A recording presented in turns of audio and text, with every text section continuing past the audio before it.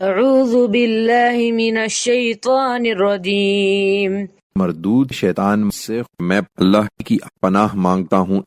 لہا سبعۃ ابواب لکل باب منہم جزء مقسوم، اس کے 7 دروازے ہیں، ہر دروازے کے لیے ان میں سے ایک حصہ خاص کر دیا گیا ہے۔ ان المتقین فی جنات وعیون، اس کے برخلاف جو خدا سے ڈرنے والے ہیں وہ باغوں اور چشموں میں ہوں گے۔ ادخلوها بسلام آمنین، ان سے کہا جائے گا ان میں سلامتی کے ساتھ بے خوف ہو کر رہو۔